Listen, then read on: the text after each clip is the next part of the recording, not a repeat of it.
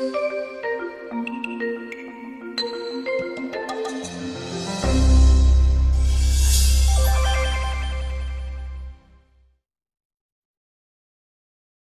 Shell Point, thanks for tuning in for this another Academy session. Today we have Debby Topliff, who's going to be presenting our first part of Abraham's journey of faith. Debby, take it away. Well, welcome. I'm glad you've come to watch this part one of 4 parts of the life of Abraham. And I'm sure that you will have patience with me as we try this television presentation. Not something that I do very often at all. So I welcome you to my painting of Abraham, and I'm going to be going through individual slides of the scenes in his life and giving you more information about Abraham. And also there, if you have the study guide, on the last page of that are some maps, and so there's a map for week 1 that might be helpful for you. First of all, though, I wanted to share this quote from Bernard of Clairvaux. There are those who seek knowledge for the sake of knowledge, and that's curiosity. And I think a lot of us have that, hopefully all day. There are those who seek knowledge to be known by others. And he said that's vanity. And I'm hoping that that's not what I have for you today. But my hope is that we are those who seek knowledge in order to serve. And Bernard of Clairvaux says that's love. I think love of God and all of creation, love of others, and love for ourselves. And so I hope that in this teaching, this will encourage your love of God, your love for other people of every nation, tribe, and tongue, and also love and understanding of yourself. So this is the overview of Abraham, his life. And so I asked myself, I woke up this morning and thinking, why do we want to study Abraham? And it occurs to me that we have a lot in common with Abraham. He lived about 2,000 years before Christ, and we live about 2,000 years after Christ. So he has that same distance from that monumental event in history. And we know at age 75, which is close to many of us, that he went on a new adventure, and he was called to move to a new place. And I think here at Shell Point, that's what's happened to us too. He was concerned about his legacy. He didn't have any children, and he left his land, he left his people. And so this was an important question in his mind. What is he going to leave in the world? And also, Abraham's life is like a roller coaster. He has ups and downs. A lot of us are familiar with kind of the high points in his life. Maybe the sacrifice of Isaac. We know different things that happened in his life. But my desire when I paint a whole book of the Bible is I want to know all of the different stories that happened in his life so that I can understand what a person's relationship with God, how it develops and how they grow in faith. Also, Abraham is the father of our faith for Jews, Christians, and Muslims as well. And it's interesting that he's mentioned in 16 of the Old Testament books and 11 New Testament books. And he's mentioned over 300 times in the Bible. So he's an important person for us to understand. Another thing about Abraham is understanding his context in Genesis. Sometimes I think we think Abraham is just kind of floating around somewhere in the Bible. But actually, he's the very first person who has a full description of his life. And if I just go quickly through the first few books of the Bible, chapters 1 and 2 is the creation story. In 2 and 3, we're introduced to Adam and Eve, man and woman. In chapter 4, we meet their children, Cain and Abel. One of them gets killed. And then their third child is Seth. Seth had a son named Enosh. And this is a key phrase very early in Scripture that says, at the time of Enosh, people began to call on the name of the Lord. So this is about people developing a relationship with their Creator. Then chapter 5 tells the generations from Adam to Noah. And one of those people in those generations was Enoch. And it says that Enoch walked with God. And actually, people think he didn't die, he was taken up. Then we have 4 chapters about Noah and the flood, when God wipes out the human race and starts over with Noah and his 3 sons. But we don't really learn a lot about Noah's character. We can deduce some things from the story, but it's mostly about the flood and how all of that went. But it does say that Noah walked with God, just like Enoch walked with God. And then chapter 10 tells us the descendants from Noah's 3 sons, and that's called the Table of Nations often. So then chapter 11, the first part of chapter 11 is the story of the Tower of Babel, which is really connected with Abraham's story. The Tower of Babel was this big ziggurat that they built to reach up to God. And at the end of chapter 11 is when we start learning about Abraham and his father Terah and how their story began. So there's 12 chapters that are about Abraham and many details of his life. So that's what we want to look at. I wanted to first kind of get you acclimated to how I designed this painting.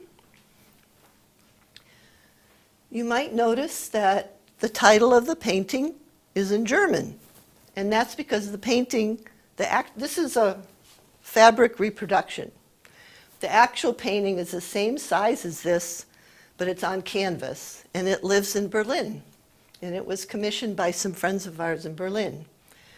And also down here on the bottom is some sand, and that's sand that I picked up from the beach. It's called Castle Sands, and we lived in St. Andrews in Scotland a few years ago, and when I was painting this, and some translations say that Abraham's descendants were as many as the grains of sand, so I went and gathered some sand.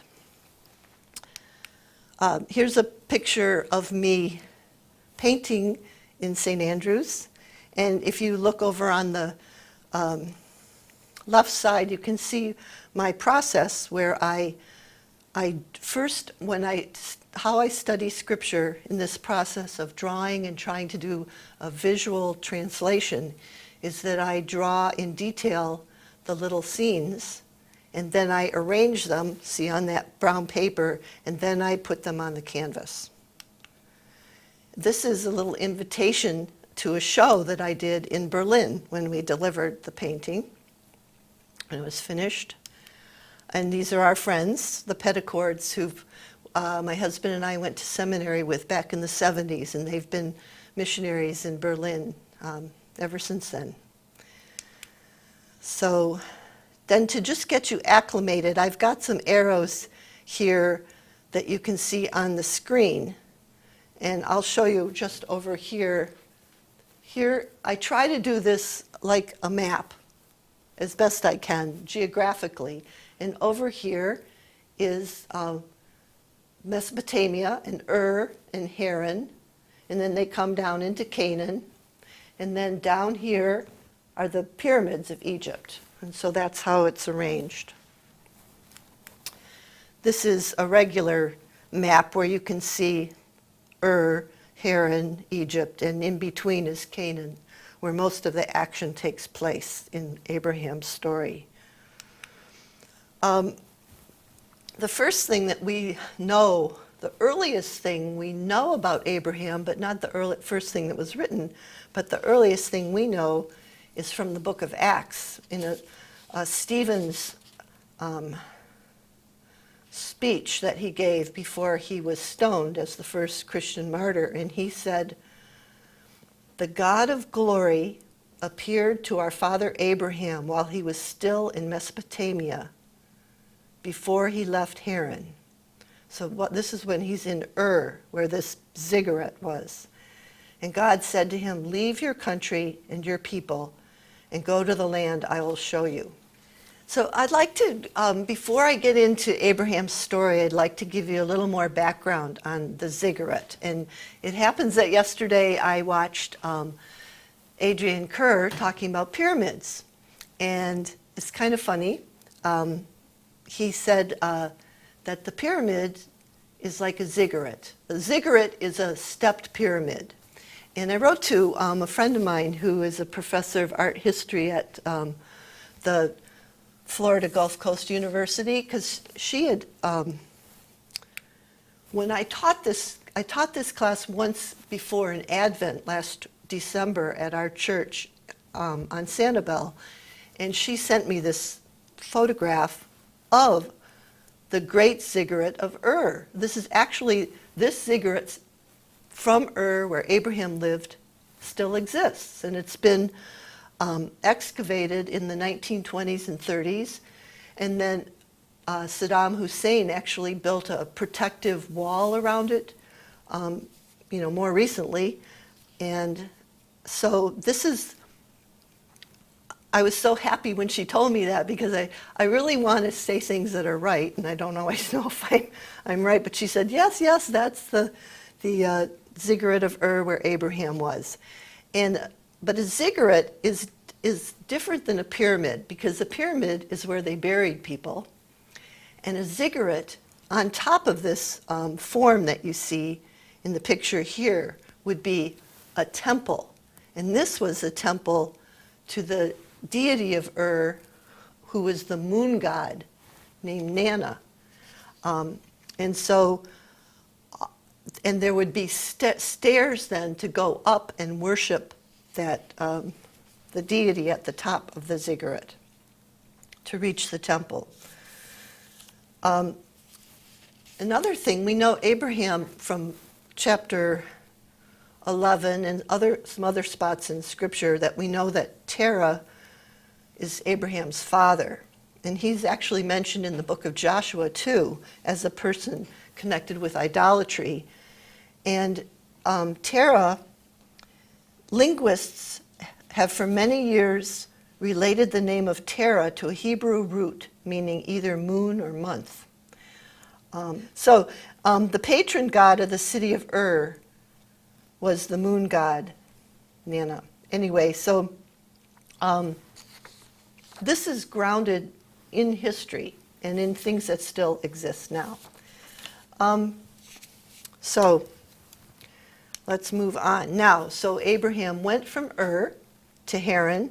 And in Haran, you see I put a moon over the little city here to show that they were also moon worshipers there.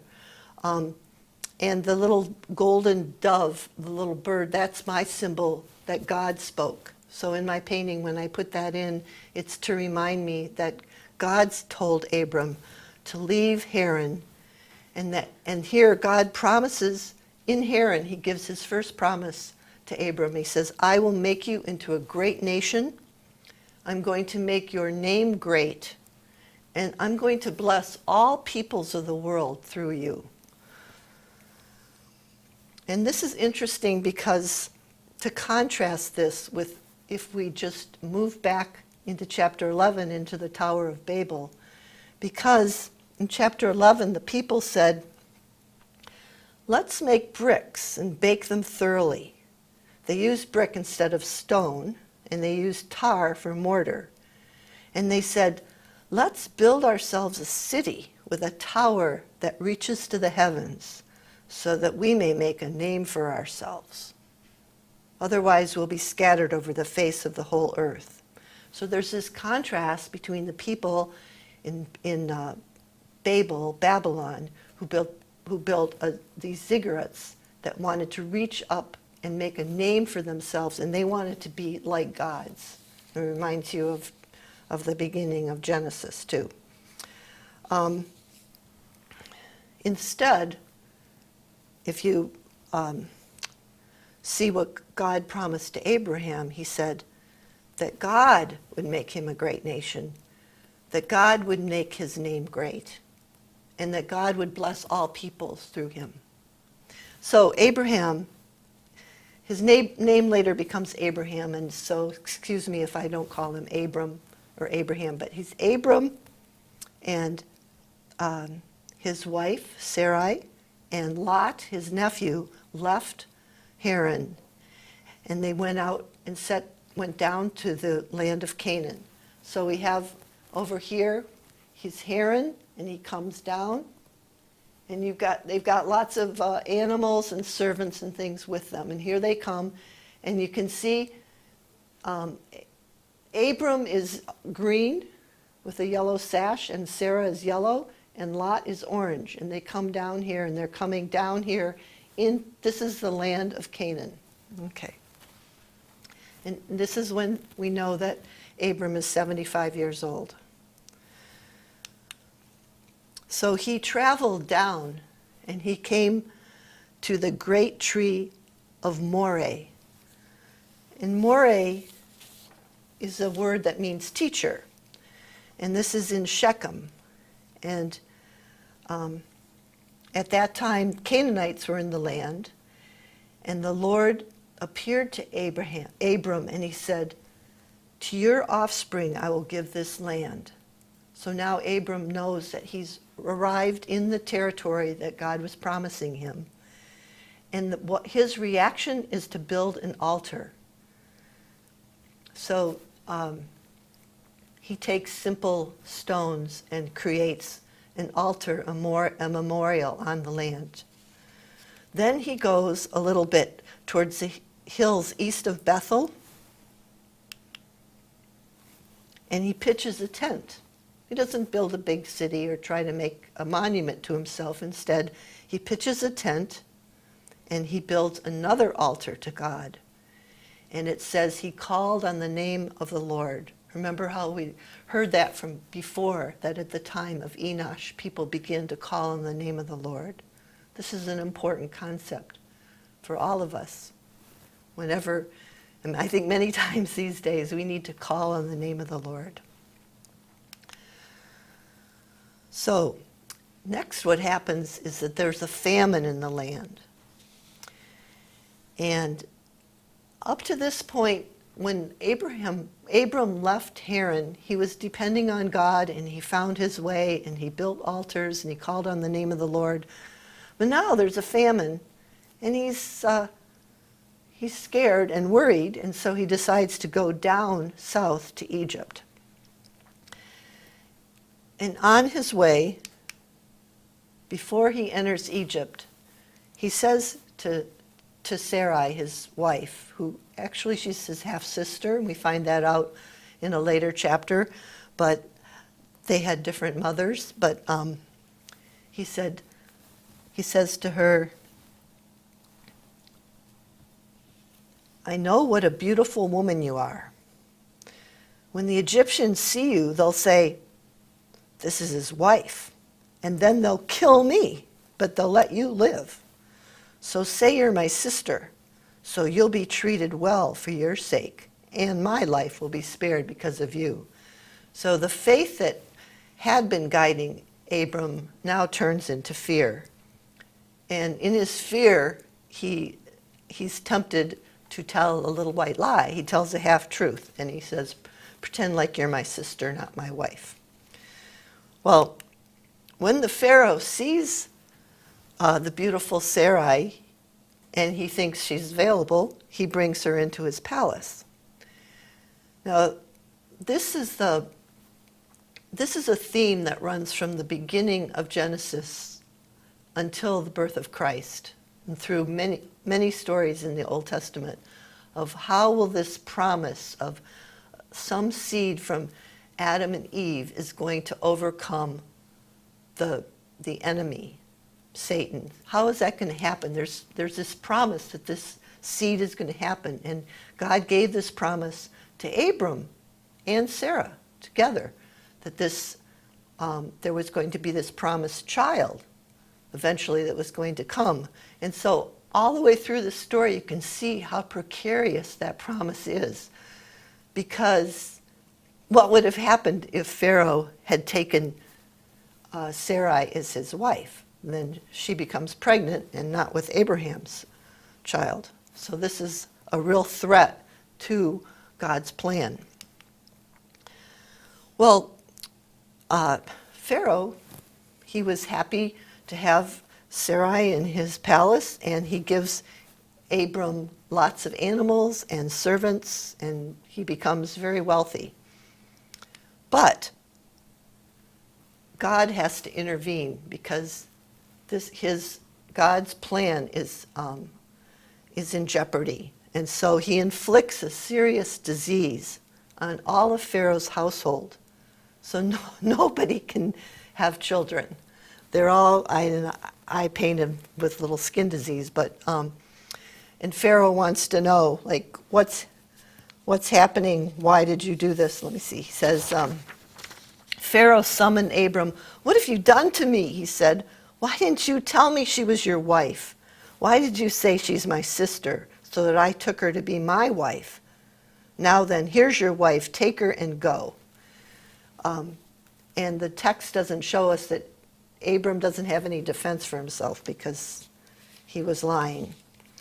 So Pharaoh gave orders about Abram to his men, and they sent him on his way, and with his wife and everything that he had. So now he returns back up through Egypt, through the Negev, that's the southern desert, with his wife and Lot and everything he had, and he became very wealthy. See, I think I lost my, yeah. And he goes back to the place in Bethel where he had built that second altar. And he calls on the name of the Lord again.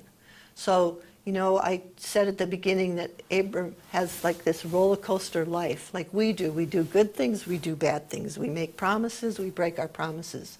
And the same thing happened with him. He trusted God, and then he lost his faith. He was afraid. But now he renews his lapsed disobedience. Well, Abram and Lot had so many animals and herds that there wasn't enough room on the land for both of them, and their herdsmen started to quarrel and fight. And so Abram said to Lot, his nephew, he said, let's not have any quarreling between you and me, or between your herders and mine, for we're close relatives. Is not the whole land before you? Let's part company. If you go to the left, I'll go to the right. If you go to the right, I'll go to the left. So Abram let Lot choose. And Lot looked around. And I'm going to switch over here. So now they're up here. Here's Bethel. And here's all their herds. And he looks around. And you know, in the Holy Lands, there's high levels and low levels. And he looks over here, and he looks down. Here is the Jordan River coming down here, and this is the Dead Sea. And he looks over, and he sees this plain by the river, by the Jordan River, that is well watered. And he says, that is the best property. I'm going to go down there. I'm going to take the best for myself. So he decides to go down there to Sodom. Unfortunately, it says, the people of Sodom were wicked and were sinning greatly against the Lord. So Lot made his choice. He took the best for what he thought was the best for himself. He thought, I will be more prosperous if I go over there to that better land. And maybe it doesn't matter that the people are corrupt. He chose his prosperity. He valued that more than character and integrity of the people that he was associating with. And we find out later in the story that didn't work out so well for him.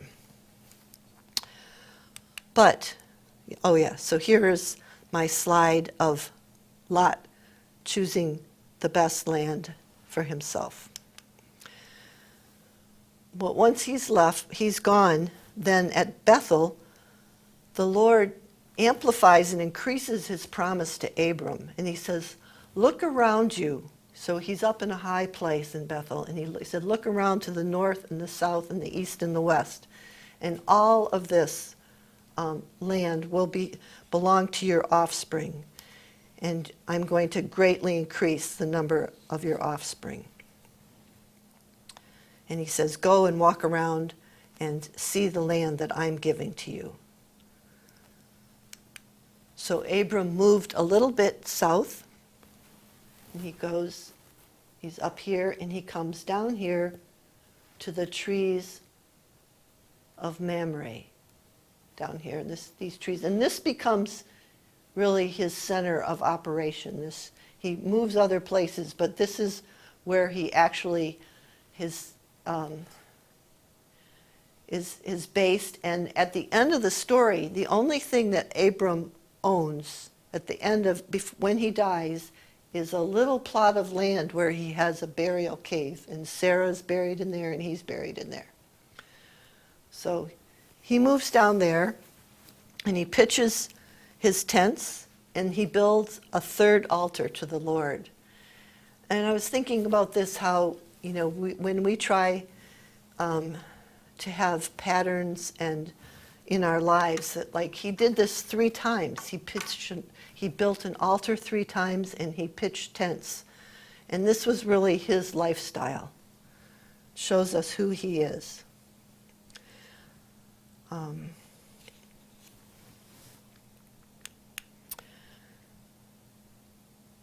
I need to look back here. Yeah, okay. So, in the meantime, there are a lot of kings that live all over the area, from Mesopotamia and up north where Turkey is, and down in Arabia in the south, and Africa, Egypt. And there's a very interesting chapter 14 that is almost like it doesn't fit in to the rest of this part of Genesis. And I'm just going to read a little bit of this to you. You'll get what I'm saying. At the time when, I can't pronounce these, Amraphel was king of Shinar, which is Babylon, and Arioch, king of Eleazar, and Chedorlaomer, king of Elam, and Tidal, king of Goyim. These kings went to war against Bera, king of Sodom, Bersha, king of Gomorrah, Shinab, king of Admah, Shemabir, king of Seboim, and king of Bela, that is Zoar. So there's 4 kings up in the north, and there's 5 kings down in the south, and they joined forces, and they're having wars, and for 12 years, on the 13th year, they rebelled, and there's a lot going on here. And in the 14th year, Chedorlaomer and the kings allied with him went out and defeated the Rephaites of Ashertoth, Karanim, and Zuzites of Ham, etc., etc. The king of Sodom, the king of Gomorrah, and it goes on for pages of what is this all about.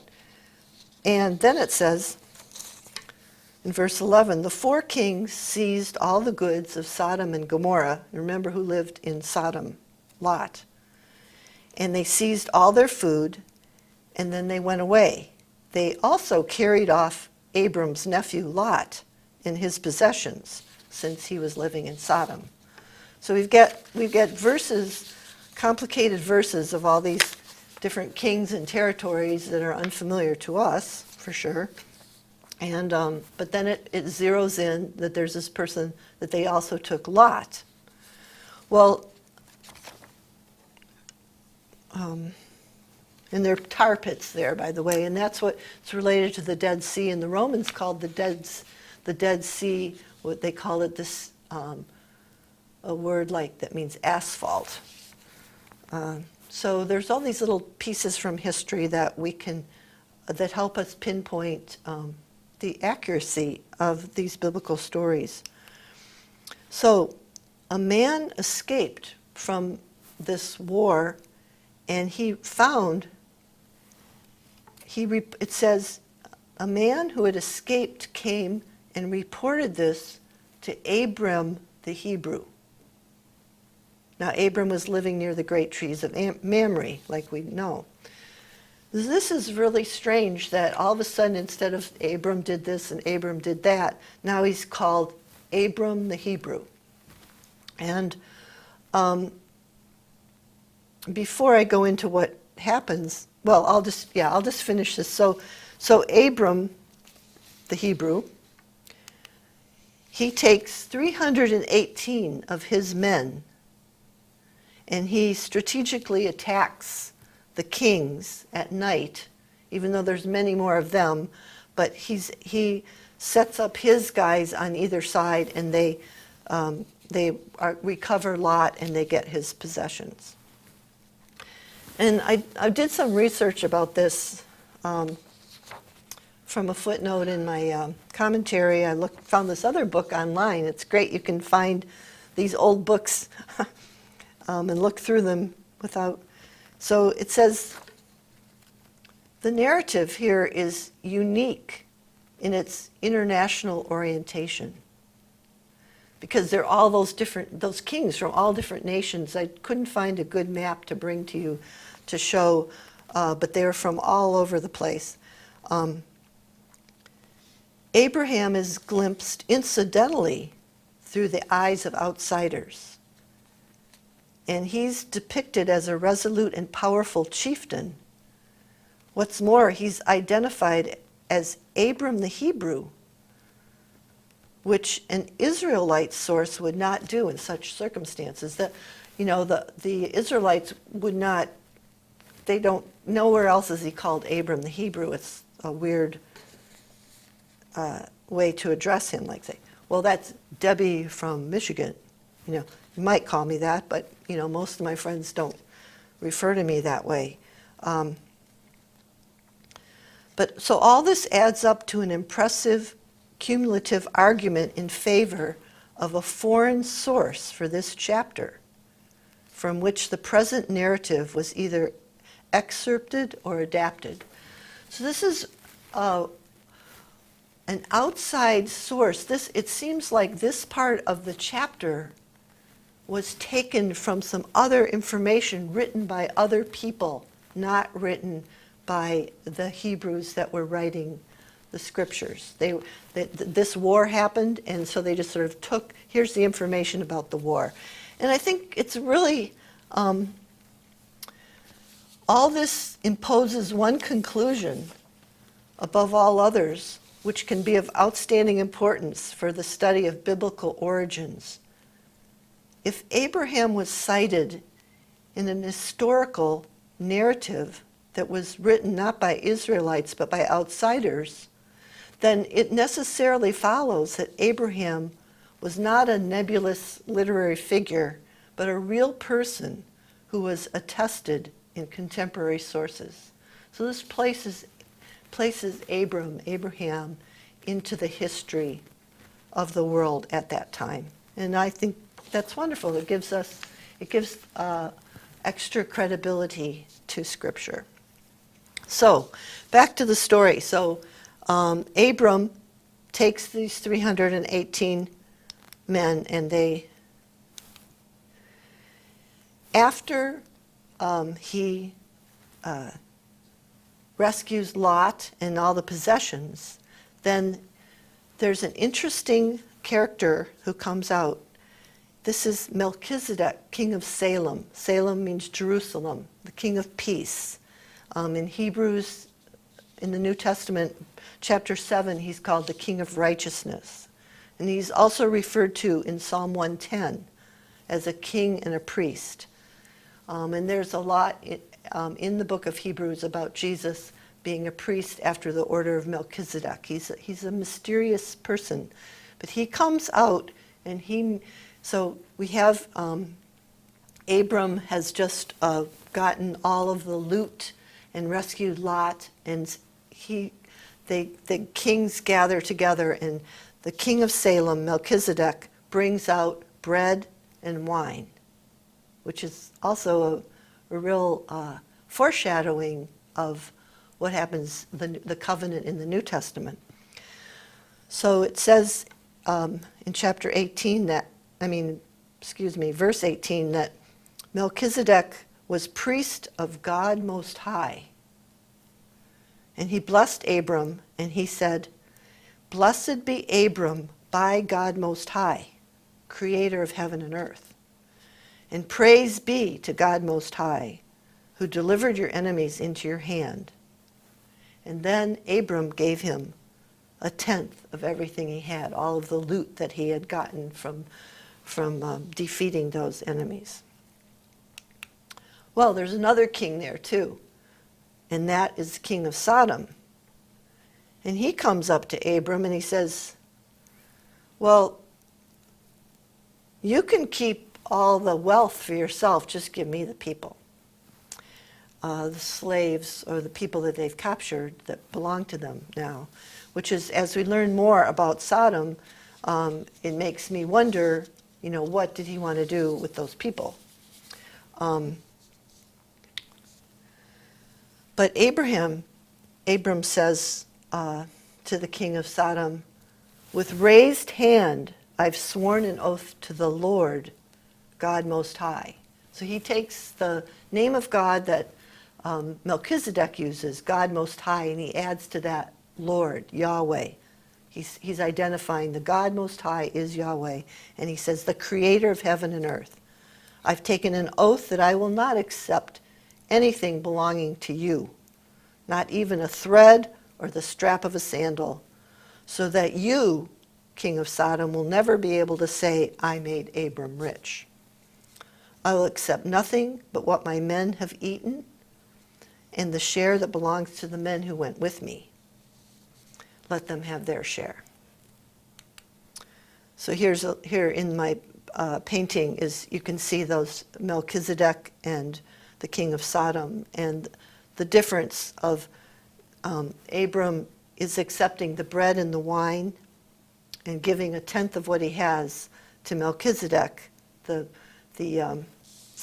king of righteousness, and he is not accepting any of the wealth from Sodom.